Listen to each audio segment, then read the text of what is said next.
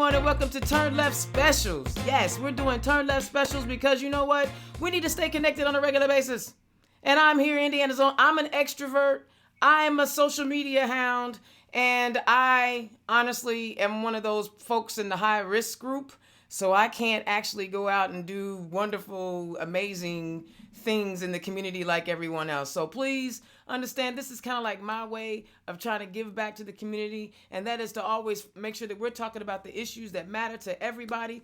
And on Turn Left Specials, it's not going to be always partisan. You know, turn left, it's like we talk about Indiana politics from the left side of things on a regular basis. I don't care what you're talking about. On this one, though, we're going to do a little bit more with some community action, community activities that are happening around the state. But I also plan on bringing you some folks from outside of Indiana, right? I've got a young lady from Texas who is in the state Texas legislature. We're going to talk to her. She's amazing. I got somebody from Colorado we're going to talk to. Plus, tomorrow we have, excuse me, from Shelli's Voice, our very own Indiana hero, Shelli Fitzgerald. And on Friday, you got tax questions? I got somebody. Crystal Allen, who is the owner of a Total Solutions CPA firm, is going to come in and we're going to do a town hall, talk and answer any of your tax questions. If you're a small business owner, if you have any questions, if you're filing whatever the question is, they'll be able to answer it, and she'll be able to help you with some of those small business loan questions that you may have. So this show that we're going to do, it'll run about a half an hour, and we're going to just try to cram as much as we can in that half hour, but we want to make sure that we're continuing to stay connected, and since I can't really get out because I kind of like being on this planet, I better stay my behind in the house. But the first show that we're going to do today is going to be a redo, because if you remember last week, a couple weeks ago, we had Shelli Yoder on and the technology just was not coming together just right, and today we almost had a problem. Couldn't quite figure that one out. But we finally got it going. Y'all, welcome to the show once again. The bomb, the amazing, the wonderful from Monroe County in Bloomington, Indiana, Shelli Yoder. Welcome to the show, Shelli. Thank you. I really appreciate you having me on again. That was Well, quite thanks the for coming back. introduction. Thanks for coming back, because, you know, the last time it was sketchy, and I was like, she ain't going to never want to talk to me again. So untrue. I will be by your side no matter what. That's what's up. So how you doing today? How's the family holding up with all the restrictions? Thanks for asking. We have an elementary school student, a middle school student, and a high school student, and classes started for myself in teaching. And so we've got an all-out virtual education campus here at my house, and we're finding our way through. But these certainly are uncertain times. So Yeah. I appreciate all that you're doing in terms of getting information out to people who can log on to Facebook. Yeah, that's one way to do it. And then since this is actually turning out halfway decent, I'll be able to edit some of that stuff out, and then we'll be able to create the footage. I'll load it up on YouTube, and then you can do whatever you want to it. I can't, unfortunately, donate to every campaign, and phone calls, that really ain't my thing. So that's just like my little way of helping out candidates, is you have a video expressing who you are and why you are running for office. So we touched on quite a bit of stuff last time, but I don't think people had a chance to really kind of see your passion.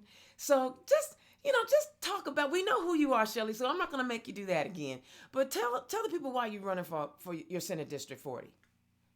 Well, when our current state senator decided that he wanted to retire, he really wanted to find someone who had some local government experience, progressive for our community here in Monroe County, and a heart, for public service. And for me personally, I am so appreciative of those who have gone before me. And deciding to run, I knew that the things that I was hearing and the things that were important to my neighbors and those who live in Monroe County. One of the things, it's already hard enough to make ends meet in Monroe County. The living wage is already well over $16 an hour, and we're nowhere near that. So cost of living in Monroe County is very difficult. And the thing that what we're seeing now is now more than ever, we need a real fighter for us in the state Senate. And I knew that I would be able to bring that fighting spirit. And one of the reasons why I'm running is to make sure that we grow this economy inclusively. And now more than ever, it's going to be important. But also fighting for our environment, making sure that we have an advocate in the state house really fighting for mitigation and adaptation when it comes to climate change. And that's always been near and dear to my heart, as well as fighting for reproductive justice. I will never forget the importance of having access to healthcare, and that is throughout Indiana, in our rural communities and our urban communities. And we have to make sure that families have access to good reproductive care. Absolutely. And, we saw today where initially they were eliminating the ability to take care of your personal needs if it came to an abortion. I know that the argument was that, we're limiting a lot of elective procedures. But in the case of accessible abortions, time is not always on your side on that one. But then I also heard that they reversed it back. Can you talk about, the hoeing and humming that we're getting from our elected leaders who are elected officials who are supposed to be leaders? Well, more often than not, women find themselves in the middle of these arguments and we're pulled back and forth and they become more political than anything else. But what we do know is when it comes to reproductive care, those are essential needs and we need to respond such. So you are correct. When it comes to our health, there certainly is no reason, and it's actually the wrong time to be having to politicizing when it comes to reproductive health. So I am glad that when it comes to the needs of women, these are life and death situations, oftentimes that they should be able to have access to those, to that kind of care and make those decisions for themselves and what they need in order to see tomorrow. And in these times when we are faced with the epidemic that we're facing, we have healthcare sort of right there every Yeah, single day. every day. And we should be able to do both. Oh, So I I hate agree. that it's being politicized, but it sounds like hopefully we're going to be able to give women the care that they need when they need it. Yeah, and one of the things that people are not really talking about and should be like even more so is how our rural communities right now are struggling with getting adequate health care because some of our counties, over 16 of our counties, don't have a hospital at all. And when you're talking about this COVID-19, which is unfortunately separating families, you can't go to the hospital and you have to travel 2 hours. How can we do better about making sure that these rural communities have access to the quality health care that they need? But we have to fund it. We have to make healthcare a priority. We do a lot of talking, but we don't actually back it up with the kind of funding that it needs. And our rural communities absolutely have been left behind, and they will continue to be left behind. When I hear about the stories that are coming out with the COVID-19 virus, and we hear them, New York City, Indianapolis. But what the big fear is how this is going to impact our rural communities, because already these communities and the people living there are being left behind when it Mm-hmm. comes to health outcomes, when it comes to rates of diabetes, obesity, asthma, you name it. We are already seeing those struggles. So when something like a pandemic like COVID-19 is going to hit, we already are very concerned about how it's going to impact our rural communities. Absolutely, and it's scary because I know that there have been at times where people want to divide rural, suburban, and urban Indiana up into sections, but this COVID-19 is erasing all of those barriers, and we're all going to be faced with the decisions on how to take care of ourselves. And the other thing is, gosh, we have yet to really deal with our infrastructure. We have, you said your kids are at home and you've got pretty much a university at the Yoder house. But there are so many communities that don't have high speed internet. I was talking to Thomasina Marcelli, who's running for Congress in District 8. And I said, let's do a town hall, Thomasina. And she was like, all we have is 3G in some of our areas. What do we That's need right. to, how do we, and what is the plan to address, or your ideas on addressing our infrastructure and not just roads and bridges? When we talk about infrastructure, we do often think about roads and bridges, but what we're seeing now, especially when we're all called to well, those who have the privilege of being able to work virtually and learn virtually. Now more than ever, we should be able to say this is a priority, and those communities that do not have access will be left behind. So when we try to pit some people against other people in terms of resources, it does create an untenable situation. And in Indiana, when it comes right down to it, we've always seen ourselves as one Indiana, and there is no reason why we can't make those investments in our rural communities, and we absolutely must. When it comes to Monroe County, uh, some of the need is more of accessibility, but also the topography is very challenging when it comes to trying to run broadband and fiber optics throughout the county. So we need to make sure that we are on the cutting edge, that we're doing all that we can when it comes to making those investments. I know serving on the Monroe County Council, we were looking at ways that we can make those investments stronger throughout the county. And we definitely made that a priority. And that's the kind of leadership you'll expect from me in the state Senate. Absolutely, and talk. And it appears that sometimes that you can always tell when something is not necessarily on the side of the people, because the whole supermajority will swing that way, and the Democrats will be going, "What the heck?" You talked about leadership just a moment ago. Talk about your leadership style and how you plan on trying to work across the aisle, especially since right now, unless we flip some more seats in that Senate, right now we only have 10 people out of 50. Right, exactly. We have 10 out of 50 who are Democrats, only two are women. Hello. And I think that's really critical when we're looking at different kinds of leadership. I'm the kind of leadership, I teach communication, so business communication at the business school at IU. And being both a listener and being able to communicate ideas and what those ideas are. As a progressive leader in my community, I served on the Monroe County Council 2 years as vice president and 2 years as president. And it was, upon my departure, being able to receive that feedback from my peers. And one in particular, I really appreciated what she said. She, she is on the other side of the aisle. She's a Republican, and she just said, "I always felt that you took the time to listen to me. You sat down with me. I even went to her house. We talked about ideas. I wanted to hear from her because it was very important to me that she was representing people in her community. And I wanted to make her feel felt, heard, and that she had an opportunity to serve her constituents. So the kind of leader that I am is one that collaborates, looks for common ground, and leads without fear, and having the courage to have difficult conversations when that is necessary, and then following through. Yeah, because one of the things I've always recognized, even as someone who is very left leaning, is that if I became an elected official, I would still be representing people who don't necessarily agree with how my visions.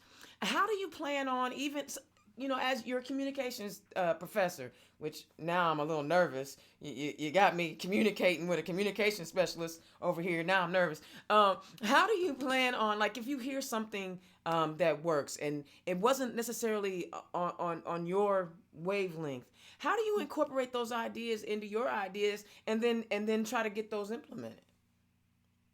I think first and foremost, always looking for common ground and recognizing that the person on the other side of whether it's a dinner table, a coffee, the chamber, or the boardroom where you're Yeah. going to have lots of meetings, really listening to what's important to them. Values do speak, but sometimes we often look at values that are the ones that seem to be the ones that are on fire. And Mm-hmm. I think what we're seeing, especially in these times with COVID-19, is we do have lots of common ground. We do care about one another. We want to find ways of caring for our community, our neighbors. We want to find ways of helping. And if you can sort of cling to those and work from there, I think that is where we start.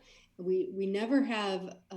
I don't want to be the kind of person who shuts down. And Good. I do. I am an internal processor. I will Okay. say that. I Okay. think about things before I speak, and I really think about them a lot. And sometimes I know that this is something that my family, they want to know, what are you thinking? And I take that time. I want to weigh all of the options. I want to listen to other voices. I want to hear somebody who's opposed to what I believe, and I want to hear those who are in support. And I Mm-hmm. want to be able to weigh all of those.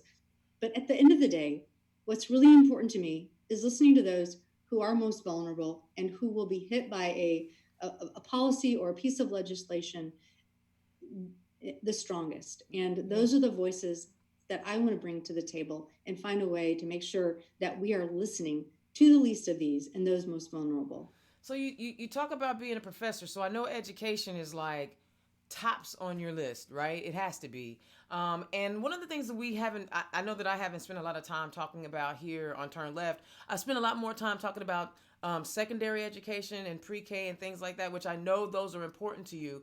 But how do you see the wave of post-secondary education? Because I got to be honest, sometimes the price point is just way out there for a lot of people and they just can't get there, and a lot of that is because of the cuts, more and more federal cuts, more and more state funded cuts. What can we do, and what is, and it may not be something that you've written down already, but as a professor working in that space, what do we need to do as a society to better allow young people to get to college so that it's not killing them when they graduate? Well, we absolutely need to be discussing college affordability, but we also need to be discussing trade schools and opportunities to join apprenticeship programs and not just looking at college as the only way or option. What we have conflated is education with career, Okay. and we should all be lifelong learners, and that should be one important thing that we value in this community, or in this state, in this country. Mm-hmm. Thinking critically, asking hard questions. How do we think better? That Mm. is education. And then what do we want to do? What makes us come alive with our careers and our profession and our jobs? There are many more opportunities out there. What kind of jobs can we do? And when we can be critical thinkers on our jobs, wow, that's when the real magic happens. But we need to be looking at other ways to make sure that we are having people who are trained and employable with the jobs that we need today and tomorrow. And I And think, yeah, those two things need to be I separated. think that is so critical, and a lot of people don't, So it's really hard to say not everybody should go to college, because I know in certain communities that's like, oh, why are you limiting my potential? But I don't think people realize how important trades are. If you're an electrician, you're making $75 an hour. You Well, know, I'm not saying that every single yeah. person who wants to go to college, we should be fighting tooth and nail to get them to Mm-hmm. college and Absolutely. making college affordable. Absolutely. Absolutely. I just wanted to say that education, bringing both of those together with our professions or with our careers or with jobs, I think that those are a lot of times and too often brought together, but really they should be seen as two different things. We want people to have jobs that they love and want to go to work, or work from home and find a way to pay the bills Mm-hmm. and pay wages that are living and allow a family or an individual to thrive.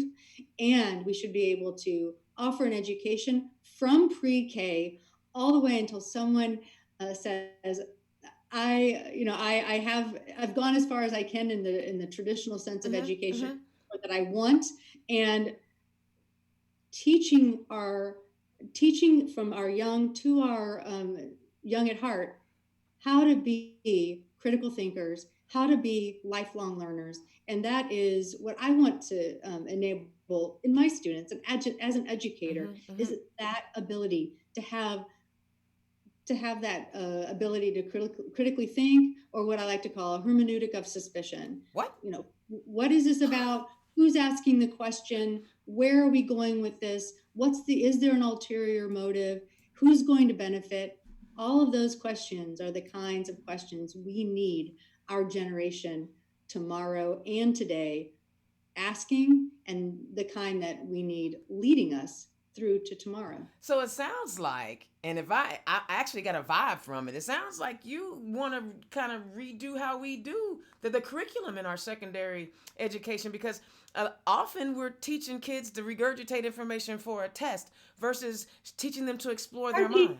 Our public teachers have been saying this for so long. Let me teach my students. Mm. Don't let me just teach to the test. I mean, if there's one thing I hear from the public educators, from our teachers, is this desire to inspire the desire to learn in our students. That's why someone goes into the profession of teaching, not because, I mean, I hate to say it, but not because they want them to get a good job. They want their students to love to learn, Mm, to ask better questions. yeah. That's what our public school teachers have.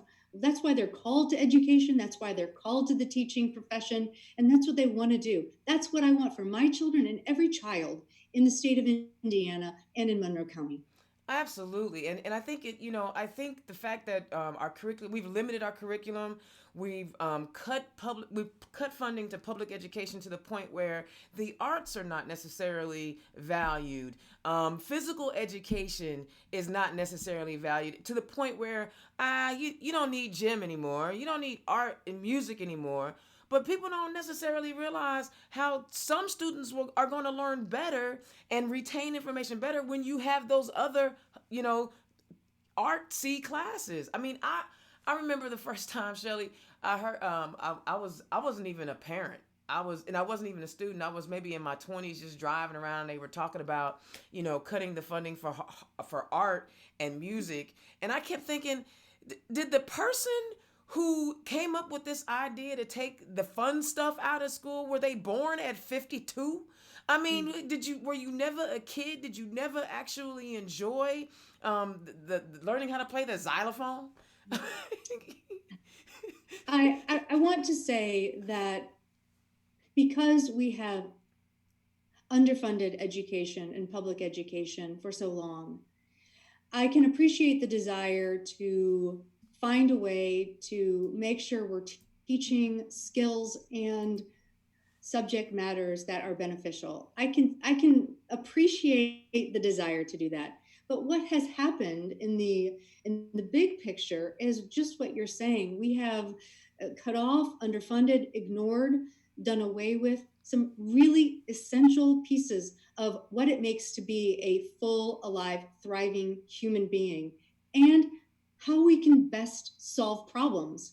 We can look at, sometimes music is science, Mm-hmm. sometimes cooking is math, sometimes sports teaches us things that has nothing to do with wanting to be a professional athlete. Exactly. But these kinds of investments are really investments in the next generation, in our children, but it's all about teaching them to be lifelong learners, to be problem solvers. Now more than ever, we need problem solvers.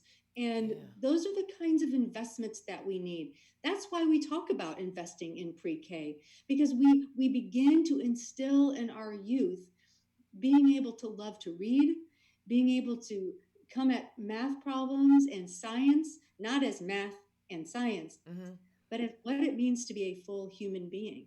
And so Absolutely. that's what is important with pre K, that when someone enters kindergarten and the first grade and the second grade, they aren't left behind, that they have a drive and a love for school and they're not intimidated. They feel like they have the tools, the belief in themselves to do the work because they can do the work. But those are the kinds of messages that our public school teachers are saying, this is who they are, this is what they've been trained to do, let us do it.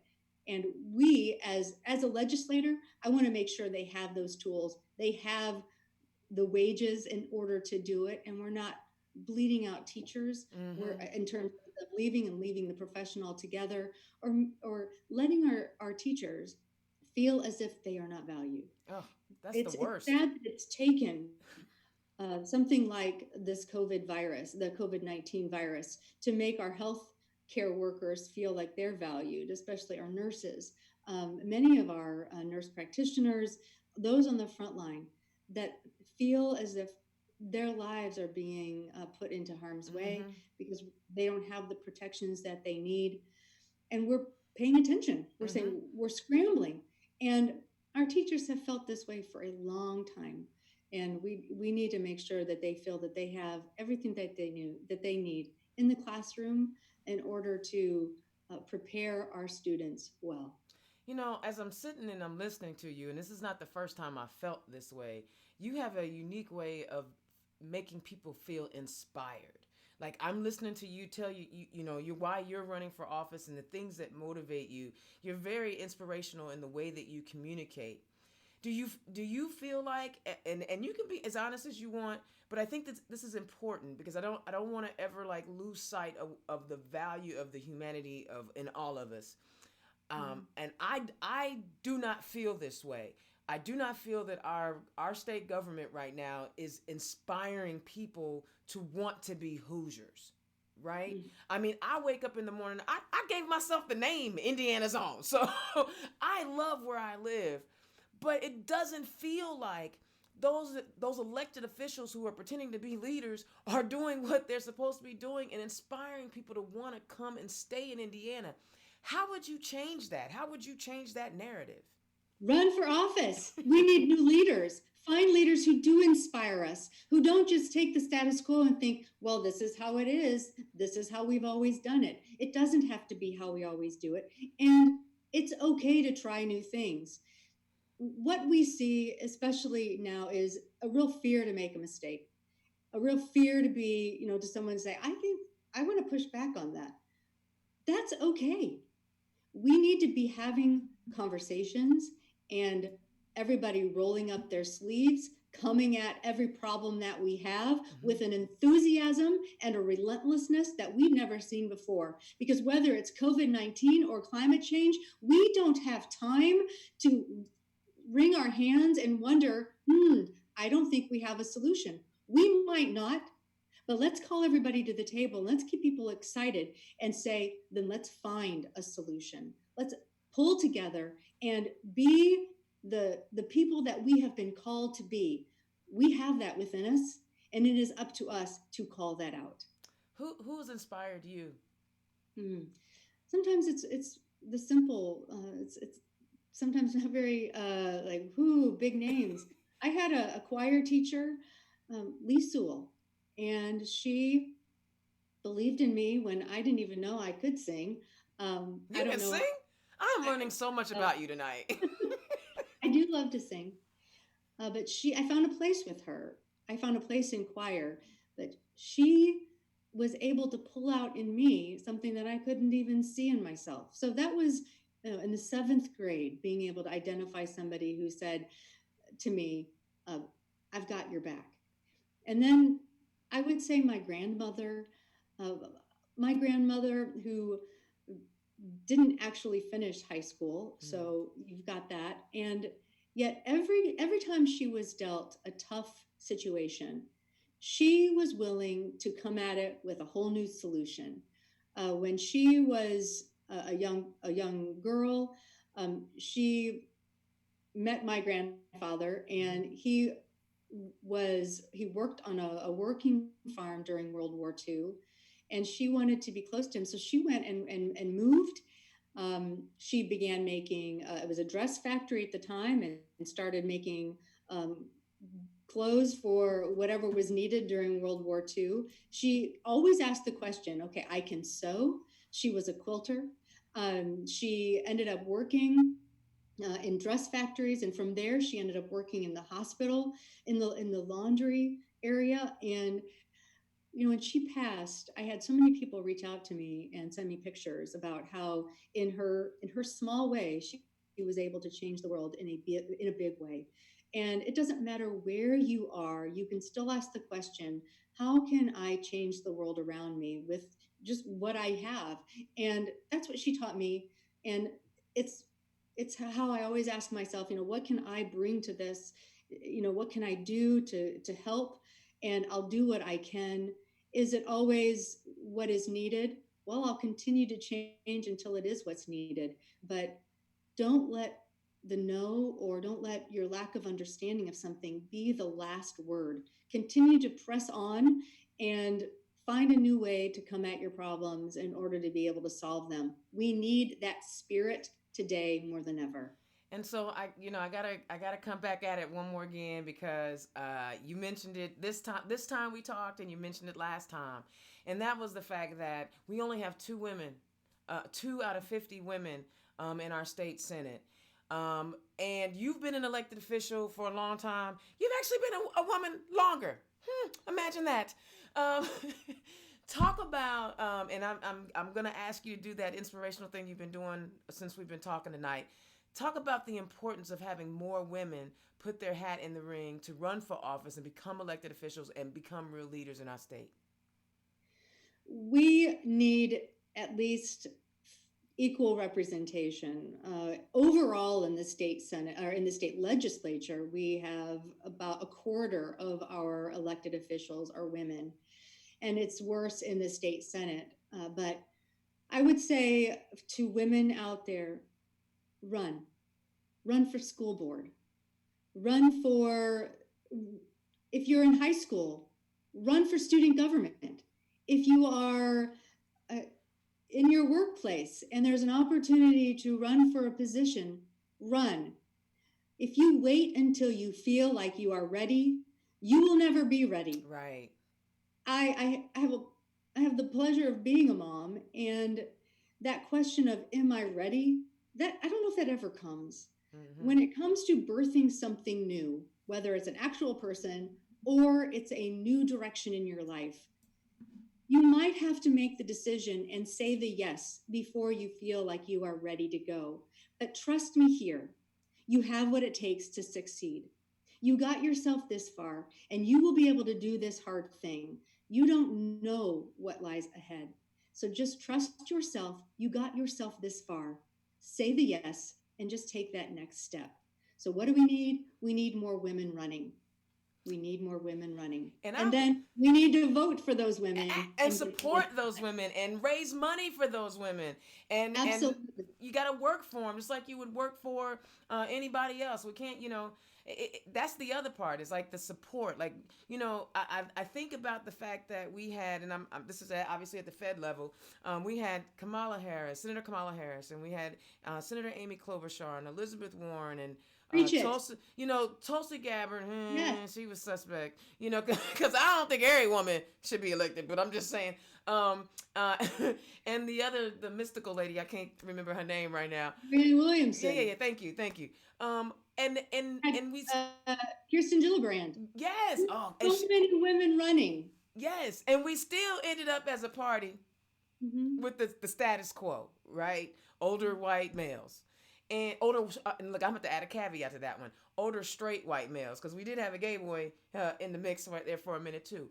But it's sometimes as a struggle when we see as women, we want to get out there and we're wanting to do the work, but we don't get the support. We know we have to do the hard work. But if we really want to see that change in our party and see the change, we have to be committed to supporting women and giving them every opportunity to run. Now, I will throw this caveat in there. I don't want to see any woman running that is more interested in seeing what she looks like on a poster than she is about learning about the issues and how to create the policies to fix the problems and enhance the great things that we're doing. I'm not interested in vanity candidates. And we see a lot of that on the other, we see a lot of men doing that. Right? We got a lot of fellas that are just, come on. Look at our president. He's like, he should never be in charge of a sandbox time on the playground, let alone an entire country. So we've seen, and if any woman feels like that she's not qualified to run for office, just look at that clown. You know what I'm saying? And that's, I wanted to kind of hit that with you tonight because, it's inspiring to listen to your story. It's inspiring that you've ran a lot of races. You've won some, you've lost some, but you never give up, Shelli. What does that never die spirit in you, honey?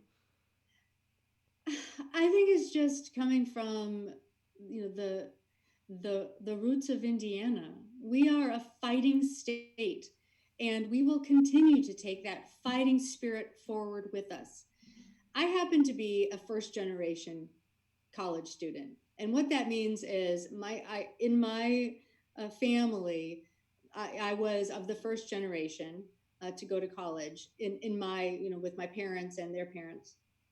And I want to reach out to anybody who's listening and say that you can do this, whatever that this is. Be determined in making that happen for yourself. It was not traditional for me. I started at college. I had to transfer to a place where I could work full time and go to school full time.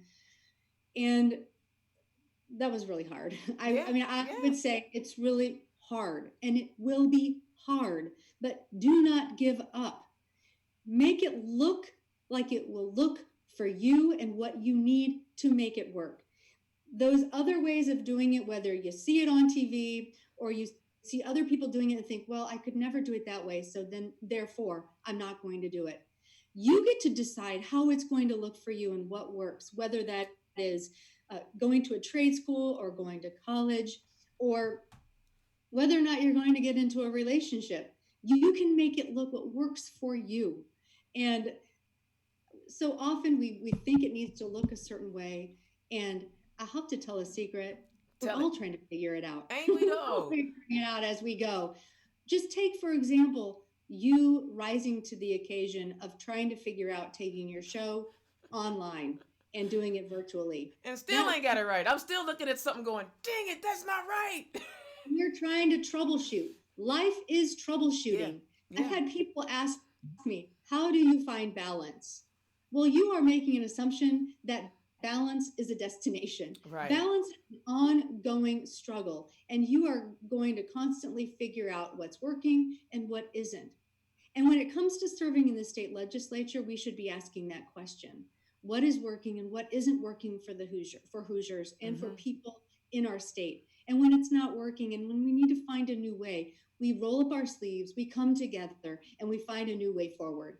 That's where Yeah. Indiana is. We call ourselves the crossroads of America. We are at a crossroads, We and we are. are going to see whether or not we have it in us, and we do. And I believe that we can find the the solutions to our greatest problems. But it's going to have to take all of us. We're going to have to be honest with one another, and we're going to have to support each other like heck.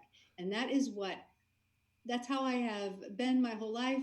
It's what's been expected of me in my family. It's what's been expected of me as a teacher.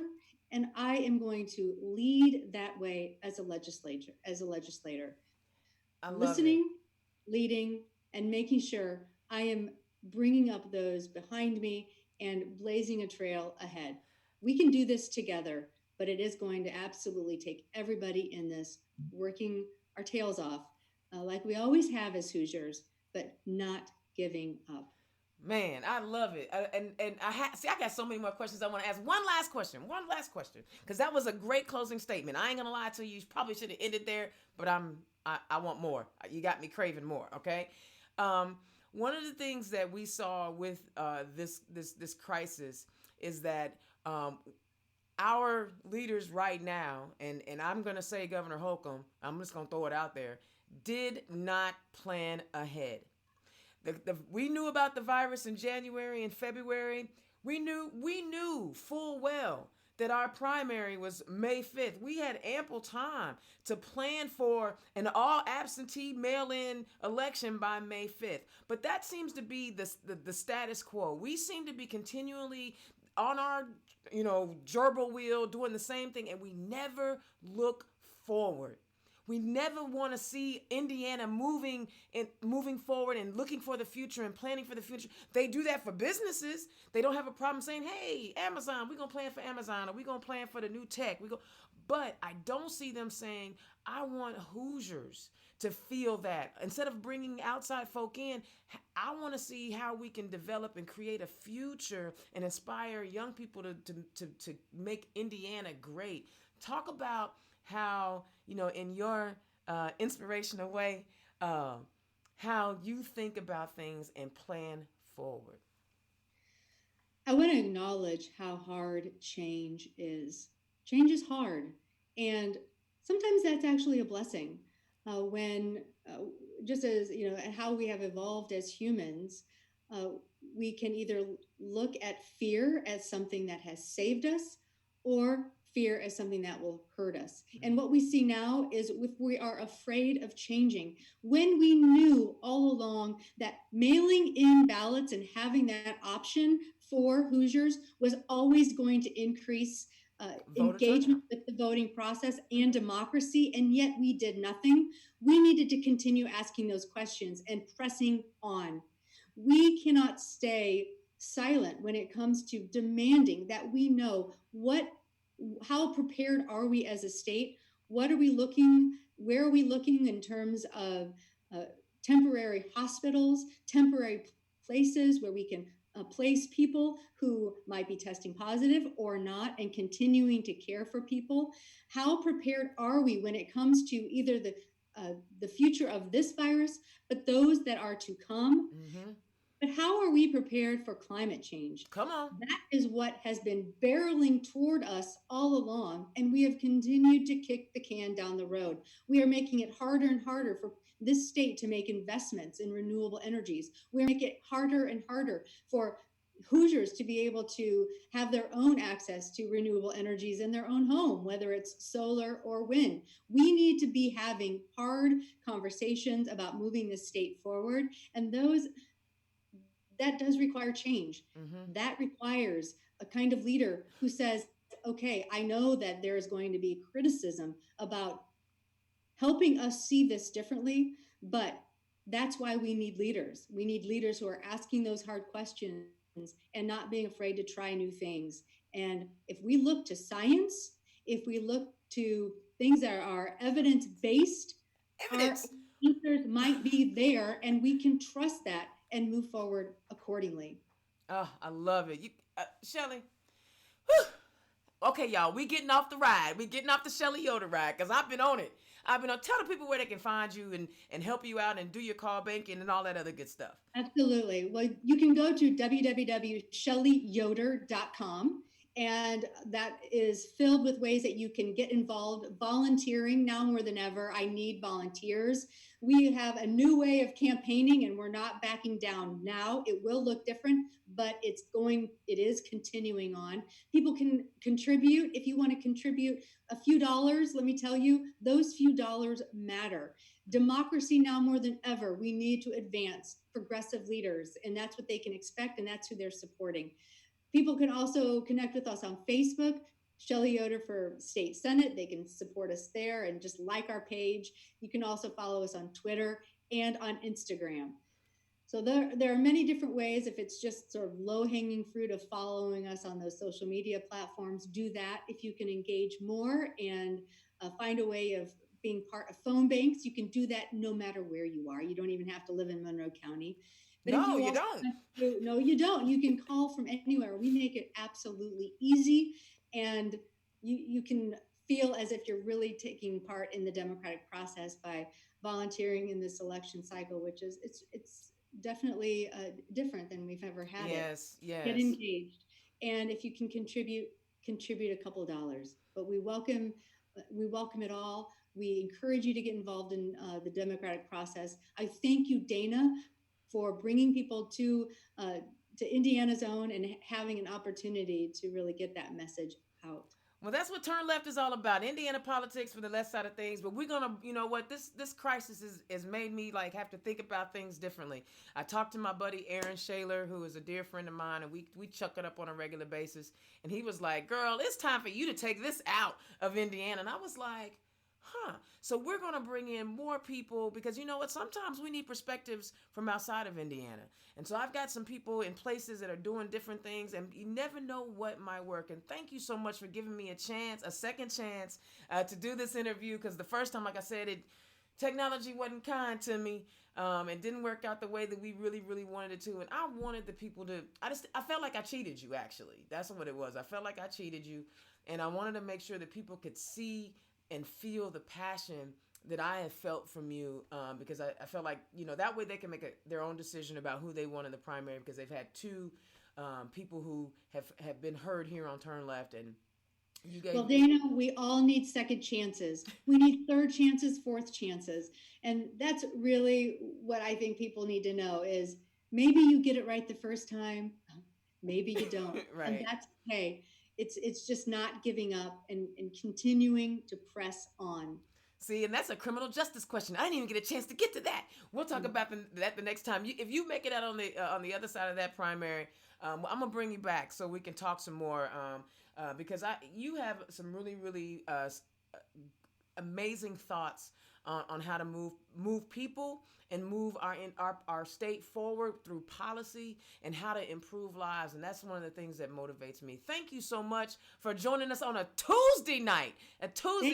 Black. Yeah, hey, turn left. Shelli Yoder, y'all, candidate for state senate in District 40. If you like what she's talking about, I've tagged her on the page. You can link yourself, go to one of her pages, and I'm telling you, you'll learn more about her. And even again, I'm not trying to say that she can't win. She's gonna win if she wants to win, and I try to stay neutral. But we're fortunate. We have two good candidates running in the state senate 40. Get a chance to know Shelli like you know the other person, and hear her story and see if this is the person that speaks to you, and if she does, help her out. Y'all, thank you for tuning in tonight. I'll see y'all tomorrow night. Enjoy your evening. I love y'all. Peace.